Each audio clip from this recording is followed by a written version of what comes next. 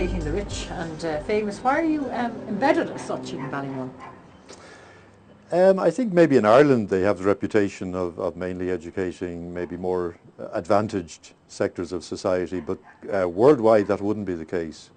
My own background, I've always been working at third level, teaching philosophy, but I was about 15 years in Paraguay, in South America. So there, Jesuits would be known more for working with the poor.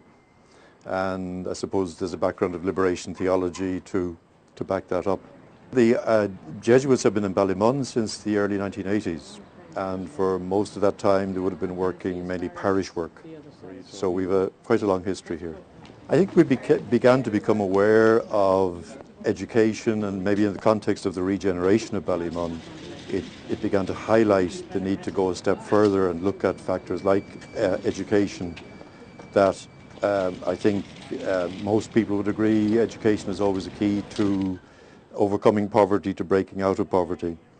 So starting about 5 years ago, we began to focus more on education as a major issue in Ballymun. And a major issue in Ballymun, of course, was when you applied for jobs, even if you had your third level, yes, your address was a problem. How are you going to surmount that? I think the regeneration will probably help a lot with that. I mean, there's an effort now to, I suppose, get over the social segregation aspect of Ballymun. There's a mixture of public and private housing. There's an effort to create more jobs. So I think the image of Ballymun is changing. But I think, again, the real issue for the people who've lived here, that it's about 20,000 people who live in Ballymun, is to make the breakthrough, certainly in education. I was quite shocked even to discover that only about 2 or 3% of people in Ballymun traditionally go to third level education, and that would compare with an average across Dublin of about 60%, and in many areas of Dublin it would be 90%. So to find that gap, that in a small city like Dublin you can have a gap between, say, 90% going to third level and 2 or 3%, was quite shocking. So when we began to look at that, we found that the issue was certainly education, but it wasn't enough even to give people just free fees and say go to college, that there's a huge cultural gap that had to be addressed. Many people are intimidated just walking onto a typical third level campus, a university or even a small college. It's extremely intimidating. So our project tries to begin that process here in Ballymun without leaving Ballymun, and then offering the students a range of supports to make up for any deficits they may feel they have from their previous education. So it could be reading, writing skills, communication skills, study skills, using libraries, and we support them right through the process of getting a degree, and we have the first student now working on a doctorate. Yeah. So does that mean people will be preempted using drugs if they've got drugs? Well, to be honest with you, I was kind of wanting to back into education, but I was coming up against brick walls. It was like, no, go out and get a job. Go into a different job. No, there's a job here, there's a job there. But I've always wanted to go back into education, but I was, again, no matter where I was going, I didn't actually get any help at all. And Mary Love referred me to J.U.S.T through Frank Brady, and he then set me on a course. He was like, okay, you can go back. I said, but I'm 24. I left school when I was 16. I don't have any degrees. I don't have anything at all. So he was like, that's no problem at all. That's grand. You'll be all right. And it was like, it's all right. It's not like a formal thing. You're not terrified to go in, and you just feel comfortable in the class, and you meet other people in the same situation as you. So it's just a relaxing environment, and it's like, okay. I went for an interview last weekend at Plunkett's College to go back and do my Leaving Cert. Terrified, but I went in and I was prepared because just got together and they were like, okay, expect this question at the interview. Okay, they're going to ask you this. So you're not like, oh God, they're speaking different language, I don't know that language. And you don't forget your own name, you know where you're going with it, and you just blend into it. It's like having a conversation and you just feel more comfortable. So it was really relaxed. I actually didn't know they were Jesuits when I first went in. I mean, I've obviously grown up with the Catholic religion, but it had nothing to do with that why I came to J.U.S.T. I, in fact, was in it about a month and a half before I realised they were actual Jesuits. So that was kind of sitting there, okay. But you're not treated like it's a religion. Like, religion is not brought into it. It's education based. It's confidence-based. It's community-based. It's nothing to do with the Catholic religion. Like, we don't sit down and say a prayer before every meeting, and we're not asked, did you go to Mass on Sunday? You know, it's really about education. So everyone has faith in their own way, whether you go to Mass on Sunday or you watch it on the telly, you know, it's individual, but it doesn't have anything to do with it. It's not forced down your throat. Like, I met someone in the education system who is not Catholic at all, and she's still going back to education. So religion has nothing to do with education, you know, but it's just relaxing and you feel more comfortable, but it's not pushed down your throat.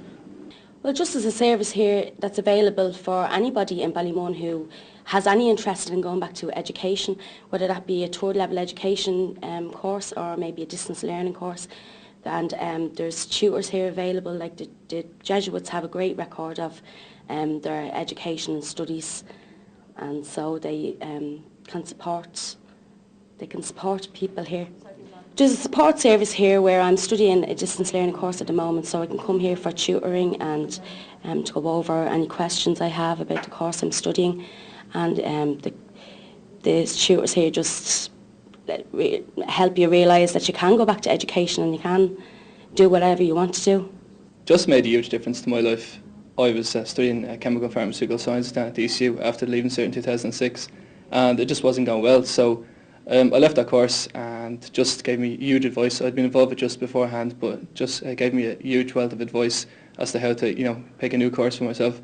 And I met with the director, Dr. Kevin O'Higgins of Just, and also my tutor at Just, Paddy Green, who gave great encouragement in finding this course now, which I'm doing in the first place, which I always wanted to do in the first place down at DCU, Economics, Politics and Law. So, I mean, it's a huge motivational aspect to just, they really encourage people to fulfil their potential, and, you know, they're really, really, really encouraging of students, and, you know, manage to, I suppose, show them the way towards, you know, what they can do in life and what they, you know, in themselves want to achieve.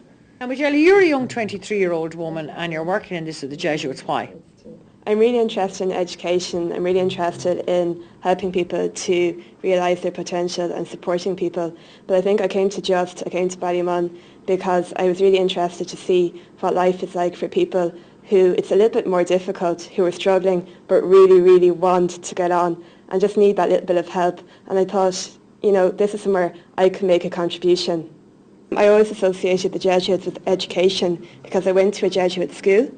So for me it was very natural, but the new part was the social justice, the going out into somewhere very, very different and just being with people and just really enjoying and learning from them.